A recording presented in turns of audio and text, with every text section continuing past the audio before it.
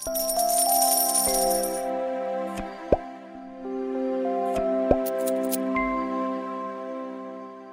hello, hello! Good morning, good afternoon, tsaka magandang gabi sa inyo lahat. Kasi buong mundo tayo ngayon, kaya may mga iba-ibang time zone. Hello! Nakita niyo ang aming intro, si FQMom and FQ Sans. Welcome sa aming Kumu episode number 30. Maaaring nagtataka kayo bakit ako nagsasalita sa inyo ngayon. Ano? Ako, ang husband ni FQMom, ang FQ Dad, Marvin Fausto. Nasa sa inyo ngayon. Pero bago natin sabihin kung bakit, ano ba yung FQ? Ano ba yung FQ na yan? FQ is your ability to make sound decisions and actions in managing your personal finances. It's not enough to know, but it's important to do. So hindi lang yung alam mo, kailangan alam mo ring gagawin mo din. So it is the IQ and EQ of handling money. Now, bakit ako nagsasalita sa inyo, hindi si FQMom? Meron lang kasi nagkaroon ng dental emergency si FQMom. Medyo numaga yung kanyang molar, tapos nagkaroon siya ng root canal. Alam mo, mahirap pala yung root canal na yan, masakit pala yan. So, hindi siya masyado makasalita, namamaga yung kanyang pisngi ngayon. Medyo rosy cheek siya ngayon. Kaya, ni-request niya ako, sige nga, ikaw nga mag-pitch in for FQMom, si FQ Dad.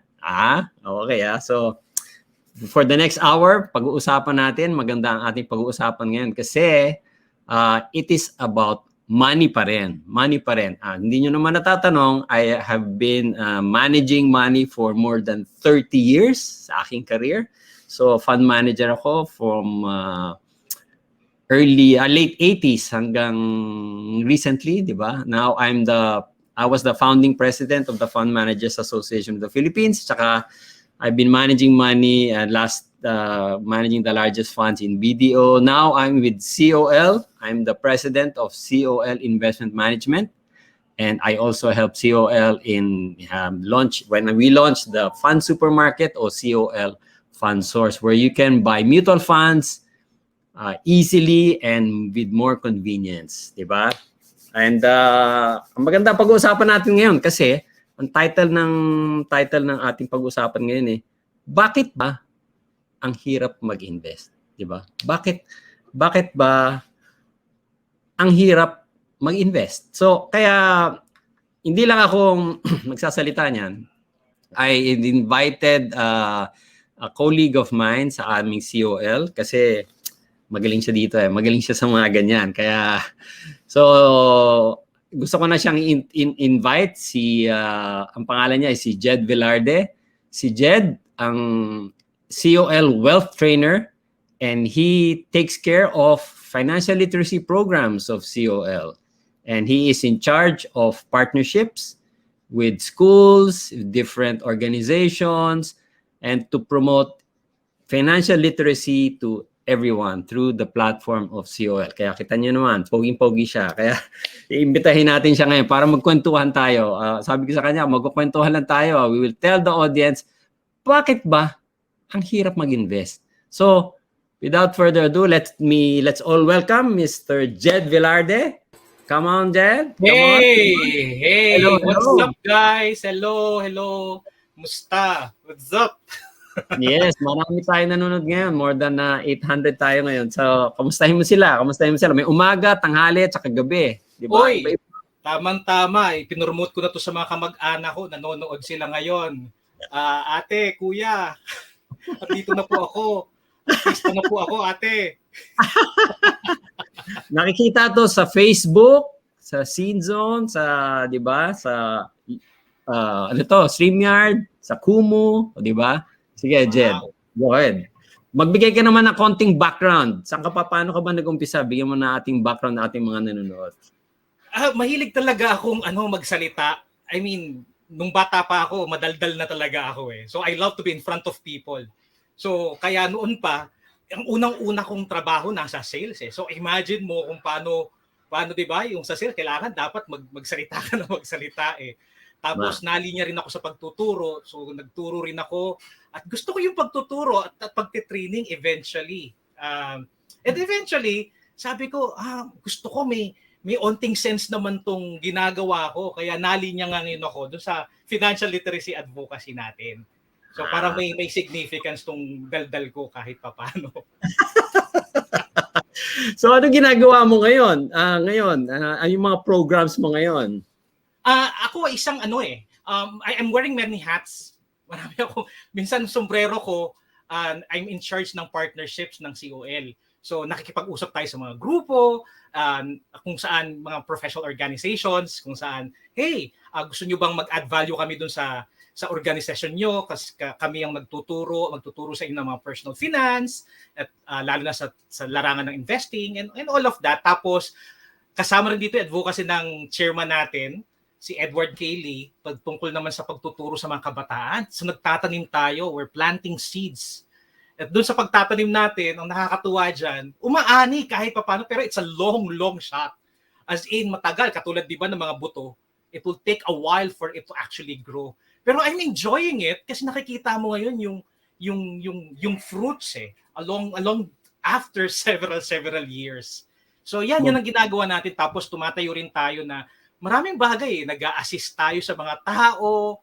And basically the whole idea is yung maliwanagan, maging part of this movement katulad ng FQMom na malinawagan yung mga tao patungkol sa kanilang financial quotient, patungkol sa kanilang mga pananalapi. Galing. So talaga naman kitang-kita ko sa mukha mo, you're really very excited talaga to help. Lalo maganda yung sinabi mo yung nag-uumpisa ka sa mga estudyante, di ba?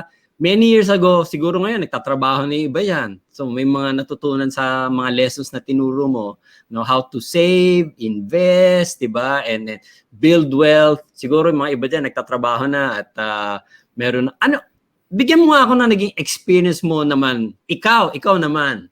Nung naging bata ka, bigyan mo naman ako ng experience nung estudyante ka pa lang. Meron ka bang childhood money memory na sinasabi ni FQMom, tinatanong palagi yan Ano ba yung iyong childhood money memory? Oy, ang ganda niyan Kasi talagang magdidig deep ako Kasi iniisip ko talaga nung kabataan ko. Kasi lumaki talaga ako, batang Pasay ako, batang 80s. Pasay. Yung lugar namin sa Pasay, hindi yan yung Park Avenue Pasay Amin yung Pork Avenue sa Pasay. Ito yung mga lugar na talagang makikita mo sa tabi-tabi, marami mga nag-iinuman, mga lasenggo and all. So doon ako lumaki, yan yung environment ko. Pero naalala ko yung tatay ko, sabi niya palagi sa akin, nak, pinanganak ka, sorry kasi karpintero lang tatay mo ganyan ang conversation niya Pero wala ka namang, hindi mo kasalanan yan. Pero kasalanan mo na pag namatay kang mahirap. So talagang tumimo sa akin yan. Sabi ko, okay. Tsaka kaya ganito anak, ngayon pa lang, matuto ka ng mag-ayos ang pera mo. So binigyan niya ako ng allowance. So he gave me an allowance. Eto pa, yung allowance ko is for 1 week lang. So imagine mo, when I was in grade school, hanggang high school yon, I need to operate on an allowance. Wala na, no more, no less. So doon pa lang, parang I'm confronted with that challenge. Anong gagawin ko dito sa allowance ko? Parang sa Monday, parang milyonaryo ako. Pagdating ng Wednesday, parang naghihingalo na ako. Meron pang Biyernes na itat. So yung mga first few times na yon, natuto ako. Sabi ko, hindi po pwede to kasi parang ubus na doon pa lang sa Wednesday So natuto ako mag-budget. So siguro yung klase ng independence na binigay sa akin ng tatay ko, pati ng nanay ko, nasabi niya sa akin na dapat matuto ka kasi hindi ka namin isasalba pagdating doon sa allowance mo. Pero again, lumaki kasi ako, yung parents ko hindi alam yung tungkol sa alam nila about savings, pero yung investment hindi. So yun ang money memory ko na magtabi. It's half the battle won. Pero yung konsepto ng investment, hindi na-instill sa akin until much later. Later na yun, pero may kwento pa ako patungkol dyan. Pero naalala ko talaga, savings lang talaga. Tapos sabi ng tatay ko, sige, magtabi ka. Ay, nagtatabi naman ako, pero parang kulang. May kulang sa pagtatabi ko Alam mo, Jed, yung sa kabataan natin, ganyan talaga, di ba? Yung mga nanay natin, magulang natin, sabi, oy, mag-ipon ka, itabi mo sa bangko, itabi mo dyan, di ba? Yun naman natutunan natin eh. Pero parang hindi natin nalaman yung investing part eh, di ba? Di ba? So, yun ang magandang pag-uusapan natin ngayon. Yung pagtatabi, hindi lang pala dapat itatabi lang, di ba? So, nung ano naman yung kailan ka naman nag-transition na dito sa mula sa pagpapatabi mo, ipon na ipon sa bangko, natutulog lang sa bangko. Paano ka naman nag-transition, di ba? Actually nga siguro nasa high school na ako noon, sabi ko, I need to increase my income. So nagpa-part-time ako noon, high school pa lang. Marami akong mga side hustles. Diskarte lang. In fact, naalala ko, naglako pa ako ng kalamay, naglako ako ng, anong tawag nito, yung palitaw. So, I'm into business na even before. Kaya lang, yung talagang lako lang talaga. I mean, summer job. There was also a time that I really wanted na to increase also yung income. Tapos nakaisip ako, kasi summer naman nun. May kapitbahay kaming nakararang, medyo maayos-ayos ang buhay. Sabi ko, Sir, tatapon ko yung basura nyo in exchange. Baka may may kapalit. So natuwa siya kasi nakita niya, oy, bata to. Tapos naghahanap ng kaparaanan. So for the entire summer, ako yung parang pinalabas ko, material recycling facility, hauling business ang ginagawa ko. Ibig sabihin, tapon basura ng kapitbahay. So nagtatapon basura ko nung kabataan ko, and until such time na sabi ko, parang kulang pa rin eh. Parang hindi pa rin ako umaangat. And it went through college. Kasi sa college, I still naging research assistant ako, nagtrabaho ako as student assistant. Siyempre, may mga allowance yan. Tapos may nagsa-summer jobs pa rin ako. Naglalako ako ng encyclopedia at the side. Kasi nga, encyclopedia at the side, salesman ako eh, at that time eh. Pero kulang pa rin until such time that I met this person. Sabi niya sa akin, parang you all have the savings and you all have the bank accounts, pero parang may kulang dyan. Alam mo kung sino nag-share sa akin noon? Yung ex-GF ko. Girlfriend ko. Sabi niya sa akin, you need to invest, especially in the stock market. And yung ex-girlfriend ko, ngayon, wife ko na. Kaya ako nag-introduce sa akin. Akala ko kung sino yung ex mo. Oh. I'm sure kilala mo rin yan. Kilala mo yung nag-introduce sa akin. Mas nauna siya. Shout out natin kay Lori. Hello, Lori. Ayan, sana nakikinig siya. Siya ang nagturo sa akin. Sabi niya, introduce kita dito sa industriya namin. Kasi she's the first one there eh. And I was like, okay yan. Narinig ko yan, pero gusto ko yan. Pero paano? Diba? Parang ang hirap pasukin. Parang na-threaten ka agad. And that's the perception of a lot of people pagdating sa stock market investing. Parang ang hirap. Pang mayaman lang yan eh. Pang may mauutak lang yan eh. Diba? Little did I know na pwede naman pala at whatever stage in your life na pwede siyang pasukin at pwede naman siyang intindihin. As an investor. So yan ang natutunan mo. Yan ang natutunan mo na doon. Tapos, dahil dito sa sinabi mo mahilig ka magkwento, mahilig ka magturo, etong natutunan mo, eto naman yung you came up with programs naman na may mga projects ka na in teaching people. Di ba? Yan naman yung nangyari sa'yo. Ano naman yung mga challenges mo sa pagtuturo? Kwentuhan mo naman kami. Kinakausap mo itong mga estudyante, di ba? Mga tao, di ba? You know what I like about teaching, especially mga younger people? Kasi yung klase ng energy nila natatransfer sa'yo eh. You know, hindi po pwede kasi when you are faced with an audience na parang, lalo na yung mga kabataan, tapos papasok ka dyan, okay, invest kayo. Hindi mo dadaan sa ganun eh. So, the kind of energy, alam ko, parang these are young people. So, with that kind of enthusiasm also, pumapasok din ako, parang in the same way, I get to also feel their kind of energy. And the thing with the challenges, kasi you mentioned about challenges, gusto mo nang i-emphasize yung rewards. The thing with rewards, when you talk and deal with young people, kasi parang you're planting seeds eh. Kasi I'm really heavy with seeds. Di ba? Ang seeds has lots of potentials. Yes. Pero it could take a while for that seed to actually grow. So when I actually planted those seeds when we plant those seeds, sabi na parang you have that what it takes, the potential for you once that you start earlier on, ang harvest neto could be a long, long way. Pero the rewards of it is that you get to be inspiring these young kids. Who knows what 30, 40, 50 years that will really go a long, long way. So andun yung klase ng inspirational aspect na nakita ko sa pagtuturo sa mga kabataan. Pero it comes with a lot of challenges. Nga nabanggit mo. Number one, kasi you're confronted with a lot of distractions. Dati, lalo na ngayon, pandemic, di ba? Explain ko lang. Ang kwento ko kasi, I love going like face-to-face. Di ba? Yung face-to-face, we would go to schools. We'll get to be invited sa mga eskwelahan. May mga partner organizations tayo, big and small. Even, I love going even sa mga provinces. Kasi pag uwi ko niyan, may mga pasalubong na ako eh. Diba? Pero at the same time, the challenge there sa face-to-face, medyo what I love about it, talagang makikita mo yung reaction ng mga kabataan, ng mga tao when you talk about may immediate feedback ka. With the pandemic, eto na ang challenge ko. Ang hirap. Diba with this online, I'm sure we have the Zoom fatigue and all. And you know what explains it? Ang kwento pala niyan, because it takes a lot of extra processing power of your brain to figure out and to read yung mga non-verbal communication ng kausap mo. Eh lalo na sa Zoom, usually, di ba, they close yung video kasi nga low bandwidth eh. Oo nga. Kaya pala, after a talk, may sasabihin natin 30-45 minute talk lang yan. Feeling ko pagod na pagod ako after. Kasi nga may extra effort pa yung brain mo eh. So that's one of those challenges. Second will be the distractions. Now, especially right now, di ba? Ang dali mag-cut off. Like in one time, nagtuturo ako sa isang school. Tapos biglang nawala yung internet ko. Ako mismo, panic yan, bro.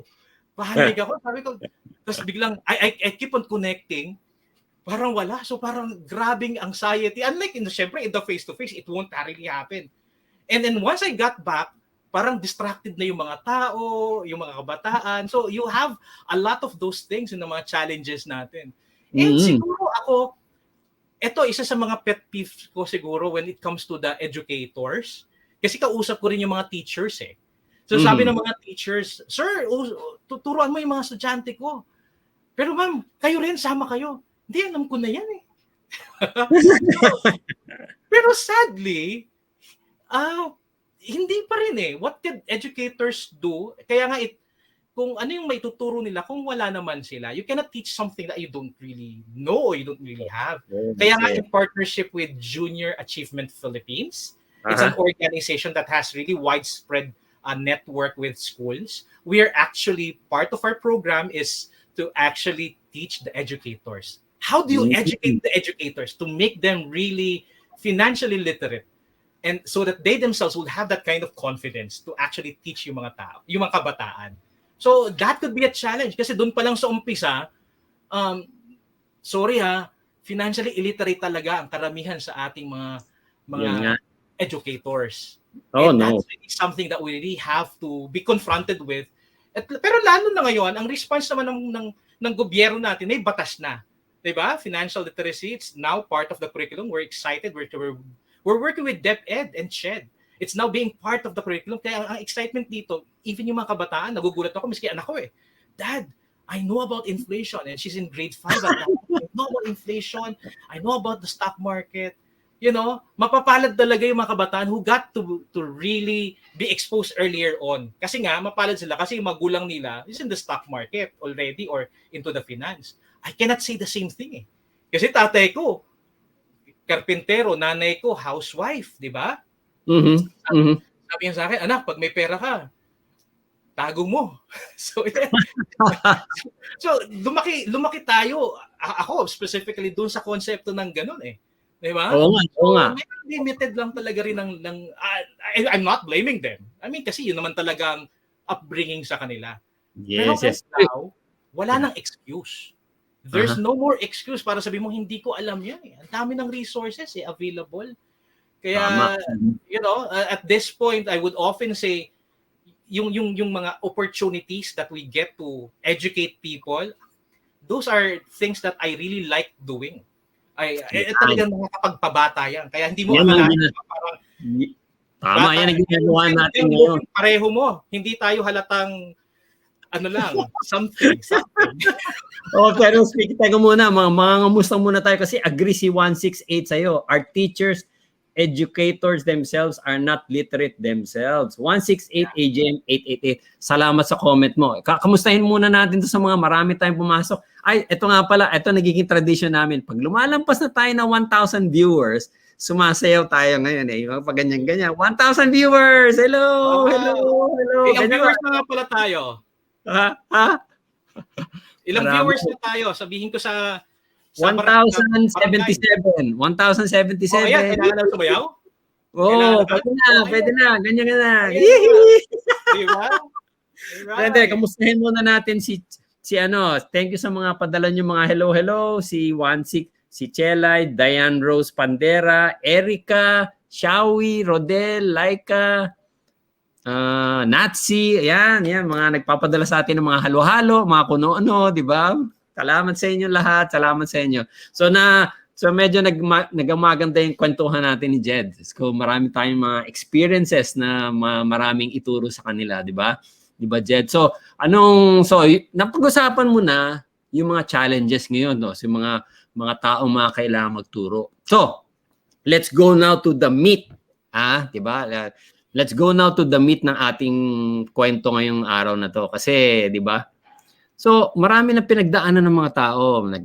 Nagse-save sila, di ba? Marunong sila mag-ipon, nagtatrabaho, sideline. Pero bakit ba?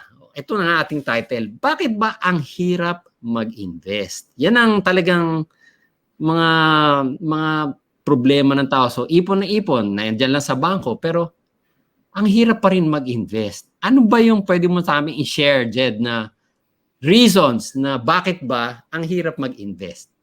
Oh, okay. I can go two ways eh. Pwede natin sabihin, bakit mahirap talaga? To be honest, mahirap naman talaga. You know? I'm not here para sabihin, hindi, simple lang yan, madali yan. Hindi, parang minimize ko, tinitrivialize ko. Kasi nga, coming from people na, kasi alam nyo na yan background, na-exposed na kayo di ba? Pero coming from all of the exposures every time that I get to talk with mga estudyante o sa mga professionals man, bakit nga ba talaga? Number one kasi, ang hirap namang, I think mo challenge natin ngayon, di ba? Ang hirap mag-maintain ng current budget mo. Ang hirap at the same time, you're expecting na mag-save ka at mag-apportion ka ng something for investment. And at the same time, sabihin, enjoy life. Di ba? Right now, yung ganong klaseng combination, it's now a luxury Lalo na ngayon sa pandemya. May naituro yung pandemya. This pandemic has taught me really something. You know, it's the value of being adaptable and being flexible. Palagi ko kinukwento to sa mga tinuturuan ko sa mga estudyante Yung tungkol sa River Choluteca, the one in Honduras. I don't know if you've come across this. Kasi it was featured. Parang it captured yung essence ng pandemya and how it has actually created a shift sa pangapananaw ng mga tao. Etong River Choluteca sa Honduras yan. For the longest time, ang kwento dito, it was a wide, expansive river. And may mga small bridges na ginawa. Pero they decided in the 1990s, gawa tayo ng pinakamalaking bridge at matibay. And they even ask yung mga Japanese engineers to construct it and to really configure it out. And in the 1992 or 1993, nagawa. They're so proud of it, the biggest, and they're just really standing strong and tall. Kaya lang, 2 years after, Hurricane Mitch arrived. Yung napakalakas na bagyo in the 1990s, sa sobrang lakas niya, na-divert niya yung mismong river at the side. Ibig sabihin, nawala yung river under the bridge, napunta sa gilid. So ganun kalakas yung bagyo na na-render ngayon yung bridge as they call it the bridge over nothing going to nowhere. So parang ang lesson ngayon dito because of that, at it's what we call na disrupt diba? Naging vulnerable ngayon tayo. This is what we call this disruption stage. There was a shift because of this pandemic. Even sa ating pananalapi, it cannot go with the things that you've been doing even before the pandemic and think things are really normal. Hindi na eh. There must be a shift. Diba? And I like this because shift happens. Aha. Diba? Aha. Can you put it in the chat? Shift happens. Mhm. SHFT, ah. Okay? Nangyayari naman talaga ito eh. And there's a really a shift that's happening now. Bakit kasi ang hirap? Because for the longest time, andun tayo sa frame of mind na things are, what we can go back to the things that we're used to. Parang yung old mindset natin eh. So parang ang dali lang naman talaga yan. Sometimes, and we have this mga preconceived ideas already na parang, ay, hindi ko naman kinakailangan pag-isipan yan eh. Di ba? In fact, ito I'll give you another realization. At the end of our every talk, there's a slide, parang ang quote ng slide, parang, do something today that your future self will thank you. Di ba ang ganda?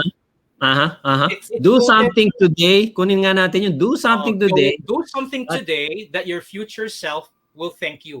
Thank you. Gawin mo ngayon na pwede mong pasalamatan ang sarili mo in the future dahil may ginawa ka ngayon.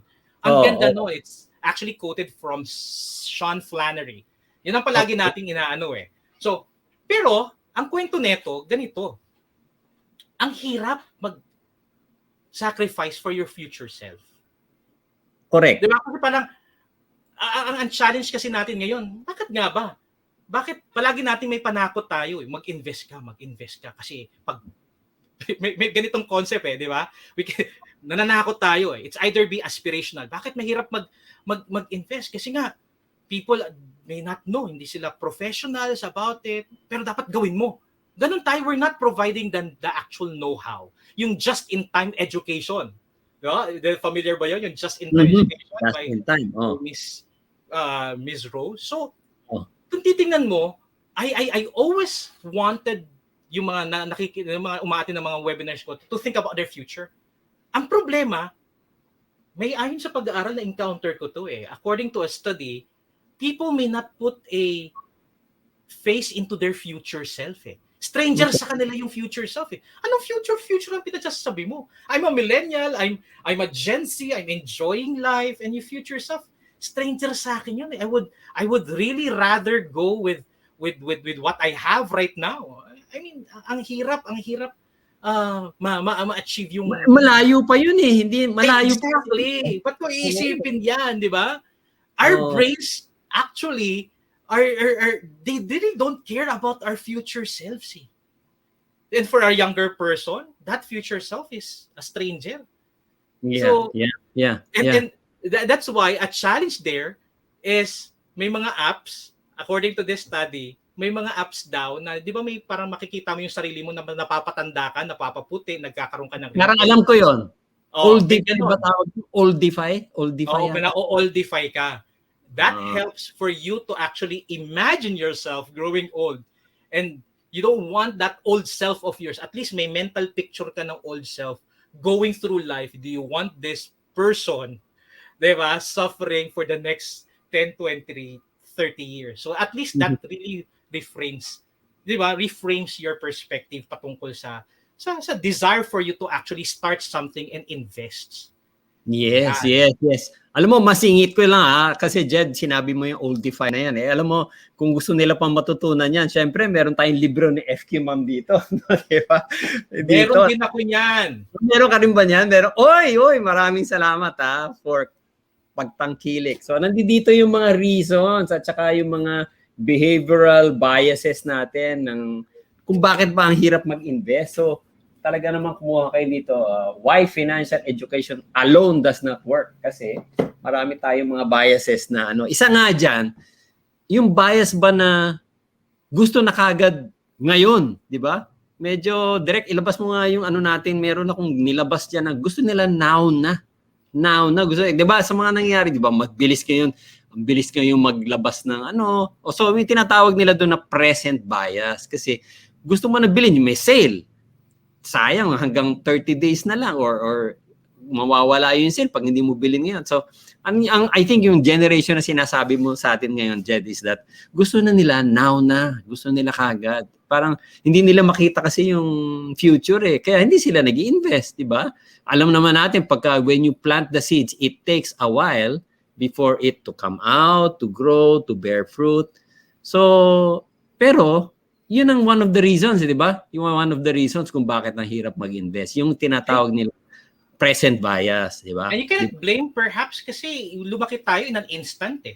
Yung instant culture natin from instant coffee, instant instant love life, di ba? Lahat na lang instant eh. So yung predilection natin na gusto natin right here, right now. So yan yung culture that we have actually exposed ourselves eh. Yan yung klase ng bias that we have. Yes, that's right. So parang paano natin maano 'yun? Paano natin Pero hindi, wag muna bago muna natin sagutin yung paano natin gagawin. Ano pa ang one of the major reasons kung bakit ang hirap natin mag-invest?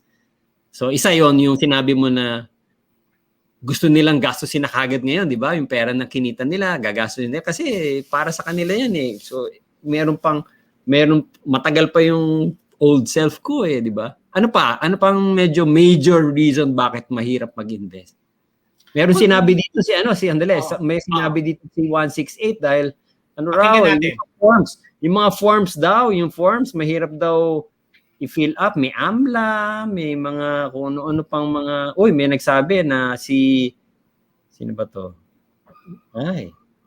That's hyperbolic discounting.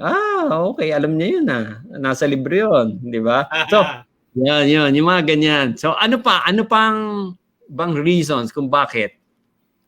Maybe because, ito, coming from the field experience ko, even right now, there's, for the culture, lalo na in the way whenever I would approach yung mga young people right now, yung culture perhaps that feels a certain bias na hindi parang I compartmentalize myself my life from that of financial aspect, it's separate from the other aspects of my life. Parang may ganong klaseng pananaw yung mga tao. Parang that's why there's a certain sense of resistance na miski pa ulit-ulit ka. Kaya nga ito yung sinasabi nating wicked learning na paulit-ulit ka that you get to teach and to inculcate until such time that they really find relevance. 'Di ba? Yung klase ng kaya nga dapat napapanahon yung just in time level of financial literacy ang pasok talaga dapat sa ginagawa natin. A lot of people are still confronting, hindi relevant sa akin yan Yung sinasabi mo Jed na compartmentalize. Ano yung para bang kasi ako accountant ako kunwari. Yung investing hindi na sa akin yan di ba? Parang hindi na ako yan. Or ako nagtatrabaho ako sa sales. Yung investing hindi ata sa akin. Yan ba yung ibig mong sabihin? Yeah. I'll share you a story. Just this week, may kausap ako mga group of doctors. Actually, they're the medical society na gusto nilang matuturin yung mga doktor. Pero ang nagiging problema nila is that their actual other doctor friends, yung mga doctor colleagues nila, would still have this perception, we're in the medical field and why would we dabble into the finance? Diba? So parang every time that they get to be confronted, let's learn about investing, and there are certain resistance pa rin sa mga doktor kasi parang nakikita nila it's not really something for us to actually dabble in at this point kasi there are other things. I mean, I am for sure that our medical frontliners are really busy, di ba? Pero yung feeling na hindi ito sakop ng ano namin ng aming ginagawa O same way with when I talk with groups of engineers or even of architects. Parang there's this sense of na hindi naman parang malayo sa amin. It's really more of a misconception rather than more of that perspective na sinasabi nila why for us? Parang ganun. What they don't realize at whatever stage and at whatever exposure and at whatever field that you are, lahat naman tayo nangangailangan ng financial literacy, ng financial wellness, di ba? So there's no space for us to say otherwise. Kasi yung pera, 'di ba, kailangan ng lahat ng tayo. Kahit na doktor ka, kailangan mo rin ng pera, 'di ba? You need, and you will also grow old. Ito yung mga Correct. doktor na sinasabi mo. Siyempre, marurunong din yan. They know about medicine, about body, health, ganyan. Pero yung pera, hindi nila, so kumikita naman sila, hindi naman nila masyado naiisip yun, 'di ba? Yung pa yung ibig mong sabihin na parang, pang doktor lang ako, saka na lang so parang, nahihirapan sila tuloy mag-invest. Even if marunong sila, di ba? Di ba? Yeah. Even if marunong sila. True. Yeah, True. kamustahin ko lang muna si hi AR Chris. Hello, tapos si ano ba to? Maliit na, hindi ko na mabasa.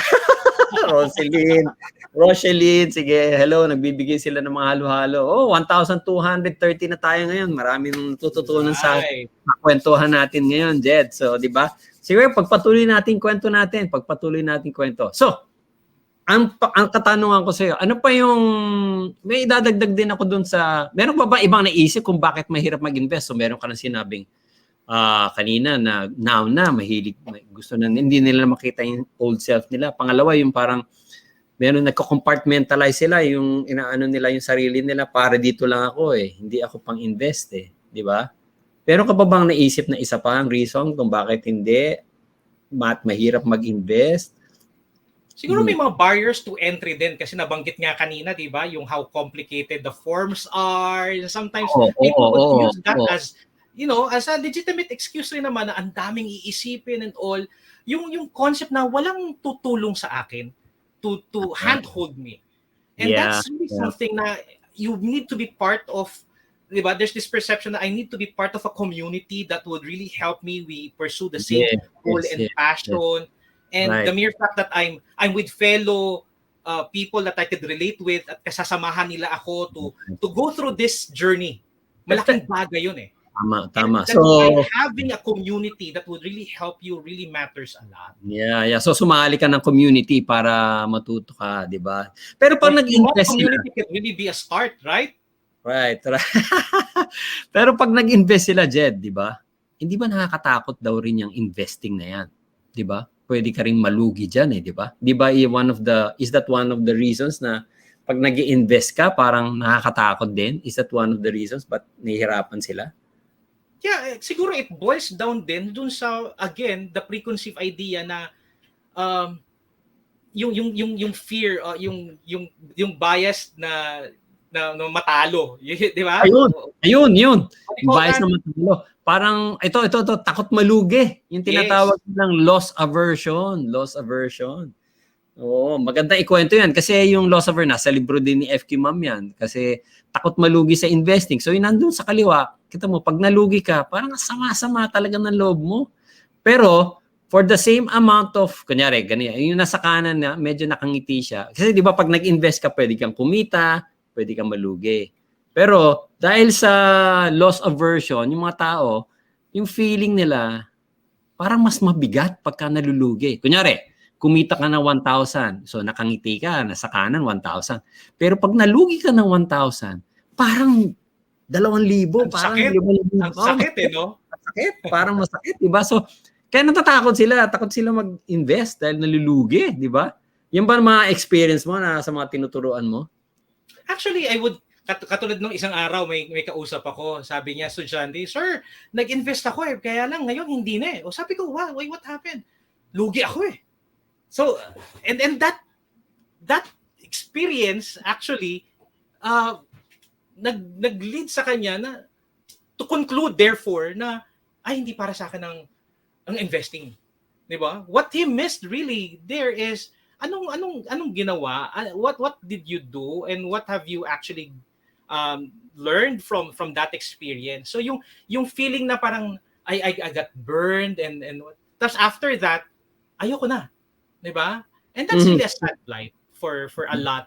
And what we're trying to address here really is, you know, even before you reach that point or even if you've been in that point, 'di ba? It's a journey. And 'di ba yung mga journey may mga hiccups? Diba? Even in that journey, you have to pick yourself up and learn from those types of you know, situations na sinasabi natin. Pero totoo 'yan. They really have that aversion for losing. Diba? Yes. Pero paano nila maano yan? Paano nila ma-overcome? Yan yung sinabi mo kanina na they have to learn how to pick up themselves or just accept na ganun talaga ang investing. Minsan nalulugi ka. Pero dapat, kung tama ang ginagawa mo, kung nag-aral ka, tama mo yung ginagawa mo, and you invest in safe or talagang diversified way, you can achieve wealth. Ganun Correct. ba yun? Correct. Sa totoo lang, I like a mental. There's an image that I just came into my mind. Yung a guy who's like axe speaking, nagdidrill siya sa ilalim and trying to find a diamond. And ilang inches na lang siya away from that diamond, tumigil na siya. He gave up. And I would liken that kind of a journey na, you don't stop in the middle. You continue on. You press on. Kasi it's a journey. It's half the battle won since you've started. And maybe if you're here listening and you have had this type of experience and you're saying to yourself, ayoko na eh, di ba? The message may be for you. You keep on, you pursue, you learn back, and you learn from that kind of an experience. And maybe along the way, we could probably help you, di ba? To learn and to pick yourself up from that. Yeah, alam mo, Jed, maganda yung sinabi mo. Kasi alam mo, maraming nanonood sa atin ngayon. About 1,300. Meron siguro dyan, naka-experience na pumasok sa negosyo, nalugi. Or nag-invest sa stock market, nalugi. Di ba? Tapos umayaw na, ayaw na. So, di ba? Para bang gusto nating parating sa kanila na, alam mo, ang buhay, it's continuous di ba? Marami tayong mga challenges. Pero, it is true, overcoming those challenges, that is where you will get success, hindi ba? Yung mga small challenges na yan, these are yung things that make us stronger ba? Di ba? Medyo natututunan mo na medyo mali yata yung pinasok mo, medyo nagsugal ka ng konti dyan sa negosyong yan. Hindi mo naman naiintindihan, getting into... So parang yung sinasabi ni FQMom na 3 basic laws, yung second basic law is to get into business that you understand. Correct. And seek advice from competent people. Yan naman ang tinuturo natin sa COL, di ba? Di ba? Yun ang parang gusto ko sana iparating sa kanila, yung ginagawa mo na teaching people how to save and invest in the proper way. So, gusto ko sana i-share mo, baka meron ka naman gustong ma-share dyan ng mga tao na natuto, di ba? Na naturuan mo, na now they are many years later, meron ka bang ma-share sa atin na kamusta naman na sila ngayon? Diba? Ako may kwento ko. Ito, I love this story. Totoo to I promise, I'm not making this up. There was a time like a couple of years ago, or even 3 years ago, we got to be invited sa DFA, Department of Foreign Affairs. Meron silang financial summit. So marami. Ako representing the stock market, tapos may mga major banks and insurances to teach sa mga diplomats. And dun sa back room, kasi hindi pa time ko so it's a summit, may lumapit sa akin. Isa sa mga speakers representing a big bank. Sabi niya sa akin, "Sir, you're also a speaker just like me." Sabi ko, "Yes, you are also a speaker just like me. We're both speakers." And then said, "Sir, don't you remember me?" I said, "No, I don't remember you." Sabi niya sa akin, "Sir, years ago, I attended one of your talks in my school. And I get to be acquainted about investing also in the stock market. And right now, it really helped me get into this career into finance. And right now, I'm in the bank, handling all of these things, and now I'm also teaching you." So sabi ko, biglang na-realize ko, there's like a point of epiphany. Sabi ko, wow, ang tanda-tanda ko na. Kasi yung naturo ako ngayon, kasama ko nang nagtuturo ngayon. But at the same time, I feel so inspired and validated kasi these are the people na talagang pinagtiyagaan mo, nagtanim ka di ba? So aside from being tanders, I was so inspired because these are the same people. At hindi lang isa to several of times na napupunta na-invite ako. And they're also familiar. Parang, "Sir, kuya ko attended some of your webinars and all, or some of your seminars pa." So it's something like something for me, it's a validation na yung message natin that we're saying that the stock market need not be complicated, investing need not be something out of your reach, has got into fruition na. 'Diba? It can be Mm. something at whatever stage in your life, pwede mong umpisahan, pwede mong lakaran yung journey to, and we're here to actually handhold you to go to where you wanted to be. Galing. So meron pa naman palang pinatutunguhan yung ginagawa natin, 'di ba? Kahit papaano. Galing yung tinuro mo, nagtuturo na ngayon. So galing. Exactly. Galing. So kakumustahin ko lang to si Crispy Papa. Wow, hello. Nagugustuhan niya yung mga kwentuhan natin. Tsaka si Cedric. Yan yung mga marami nanonood. Jane Wiz, kamusta sa inyo lahat? So all over the world tayo, marami nanonood. So sana naman yung mga nanonood diyan may natututunan na investing is mahirap siya talaga, but pwede naman nating matutunan yan at pwedeng padaliin, di ba? Meron tayong mga biases na sinatawag na yung sinabi natin kanina na now na, no? Pero isipin natin na tatanda naman tayo, so kailangan mag-i-invest ka talaga for your future. Tsaka yung loss aversion, yung investing kasi hindi naman guaranteed yan eh. Pero if you do it the right way or yung invest for the long term, ika nga, you will learn how to invest and how to earn a lot more money in the future. Di ba? So, malapit na tayo. So, pero teka muna, meron ka ba dyan mga FQ tip na pwede mo ibigay sa kanila sa mga nanonood sa atin, Jed? Yung FQ tip, yung financial quotient tip na lagi namin binibigay dito sa aming episodes. Di ba? Meron ka bang ma-share? Top of mind siguro, at the end of my every talk, I go back to emphasize yung purpose of wealth. That money has a mission, wealth has a purpose. And it's not just about enriching yourself, hindi lang dahil payamanin ka eh. It's really actually more of adding value to the people around you. It's making a difference in this world, making the difference to the people that surrounds you, and it's also tied up with values. I love it. Kasi there's really more than just being wealthy. Diba? Having a lot of these resources, it has to be tied up with your values. You need to align money with your values. And what are those values? And most of these are not really physical, like the value for your family, love, and making a difference. So dapat your wealth should align to that kind of value systems that you have. And that creates more of a more meaningful aspect sa pagpapalago ng pera. When you build wealth, isipin mo at the end of the day, what's the purpose of this? I want to be more meaningful. I want to make a difference, diba? And to add value to more and more people. That's more of the essence of why we do the things that we do at the end of the day. Galing. I love that. Yung align mo yung values mo with the money, yung money mo with the values na. So, kunya, for example, may inipon ka nga dyan. Pero kung saan mo naman ginagamit, di ba? Parang bibili ka lang ng mga kuno-ano, di ba? Pero pag i-align mo, let's say for example, you have a daughter, yung sinave mo para sa education niya, di ba? Because you value education or you value security para sa pamilya mo, you buy a house para meron kang protection sa pamilya. Parang yun ba yun yung sinasabi mo, Jed? Yes, diba? Yes. Correct. Galing. May parang at the end of the day, it's not just about increasing your net worth. It's also increasing your love tank, increasing your significance, and making sure that all of this would be connected and making a difference to these people. Yes, galing. Liana J, salamat. Will, kakumustahin natin. Shirley Gatan, nagpapadala sila ng mga kuno-ano. Alam mo, dito sa Kumu, may mga natututunan tayo, di ba? Mga padala ng mga marami. Natutuwa sila sa kwentuhan natin. We have more than 1,357 na ngayon. So, wow, 11:50 na. Napakwento tayo.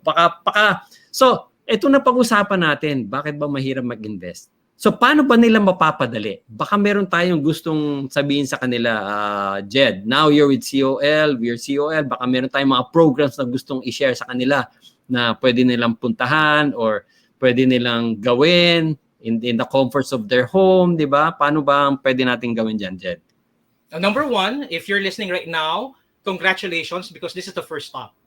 First step to actually. The mere fact that you spend and you carve out time, diba?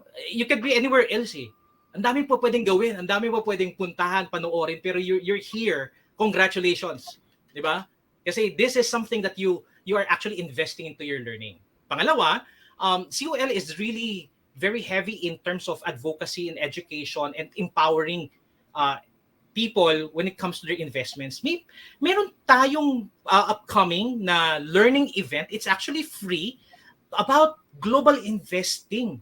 Oy, And this will be on iba yan. Global investing, yes, iba. yes, that's one. It's a call conversation. A call conversation. It's actually an engagement, a show wherein we get to interview yung mga people that would really matter doon sa journey o investment journey mo. In fact, ang gustong-gusto ko diyan yung host eh. Phenomenal host sa call conversations. Kilala ko. Kausap ko nga ngayon diyan eh. And ibang klase kasi he was able to break it down and make it really relatable. But for this call conversation, ang host dito will be a different guy, equally good din. Pero what's so exciting here, you'll be introduced doon sa concept of global investing. Ba, So you can just simply scan the QR code. Take advantage of this. Is free, guys. Kailan ba to? This will be on October 6, 2021, 4 to 5. Isang oras lang, nothing more, nothing less. And what we'll try to do is to break it down and make it relevant nga. Ano nga ba ibig sabihin ng global investing para sa iyo? And for an ordinary person, how can you start and how can you get into that aspect? Pero pwede pang ano yan. Hindi lang pang mayaman yan, Jed. Hindi siya pang mayaman lang, pang sports pa. Okay?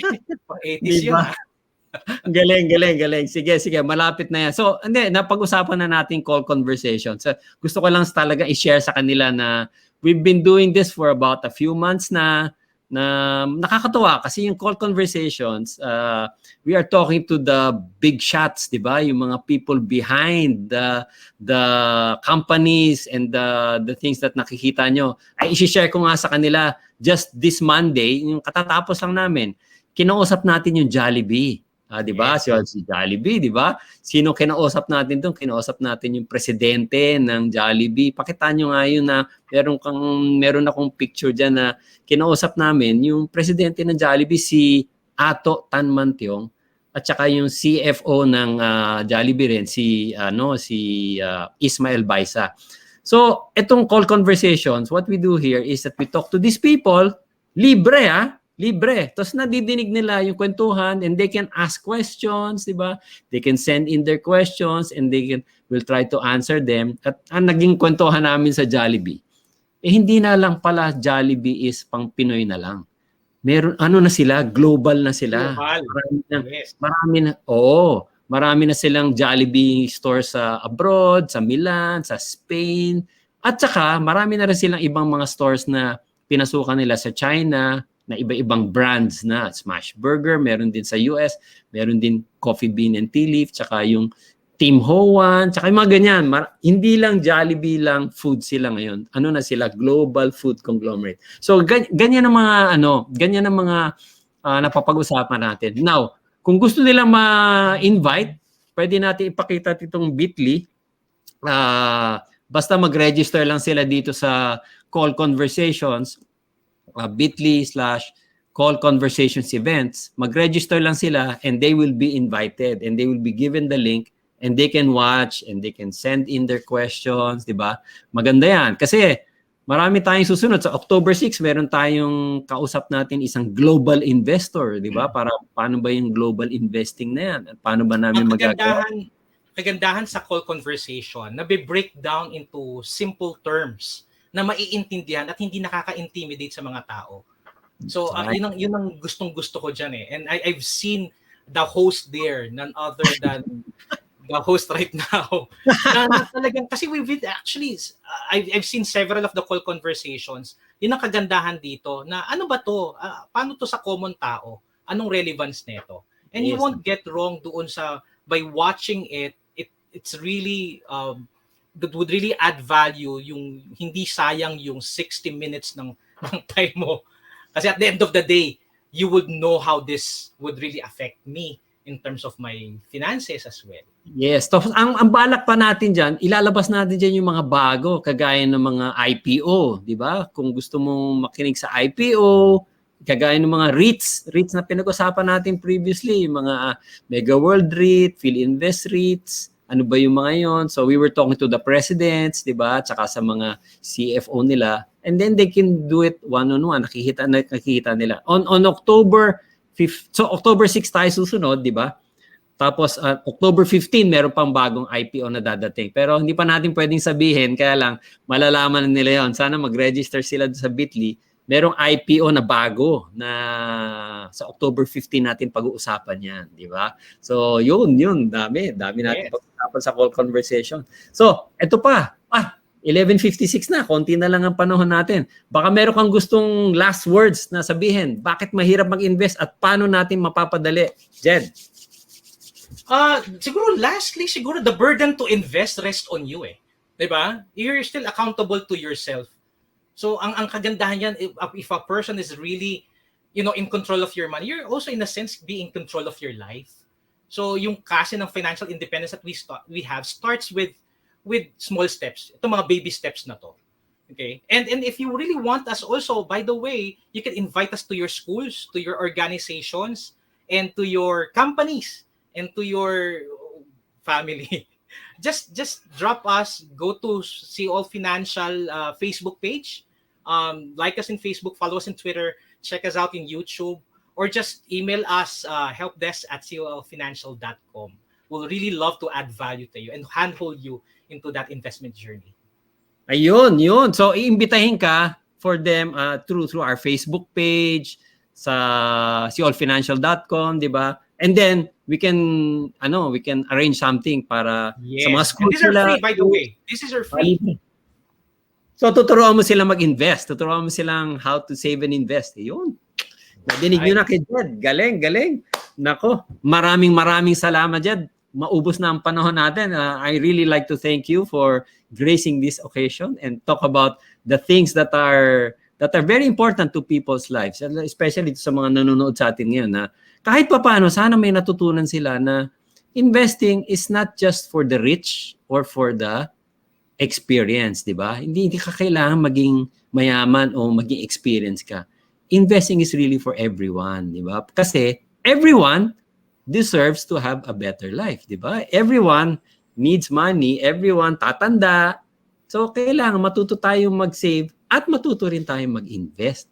Yan ang gusto natin iparating sa mga nanonood sa atin ngayon na save ka ng save pero mag-invest ka rin. And how they can do it, they try us out, they can reach us out sa colfinancial.com, sa Facebook nga, and then they can probably have kung sa kanila wala pa silang account, di mag-open sila na account, di ba? And then they can start watching. Marami tayong YouTube doon, di ba, Jed? Meron tayong mga YouTube na mga training YouTube diyan, yung mga how-tos. Meron ba silang makikita sa YouTube channel natin? Correct. Just go to youtube.com/callfinancial. And if you're looking for a sign, this is it. Ito na yon. Kung nag-aantay ka ng sign, ito na yan. Reverberating message, invest now. Not meron later, not tomorrow, now. Hindi, nagdadasal sila, Lord, give me a sign bago ako mag-invest. Hindi ba yon? Hindi ba ganon? Hindi na, eto na yan. Eto na to, dumadagong-dung ang sign, mga friends. Okay. Sige, maraming salamat sa inyo. Lahat ng mga nanood, sa mga Mark Chris, Jerlick, tama. O sa mga nanood dito sa mga, sorry, hindi ko na nababasa iba. So, maraming salamat sa inyo and good afternoon.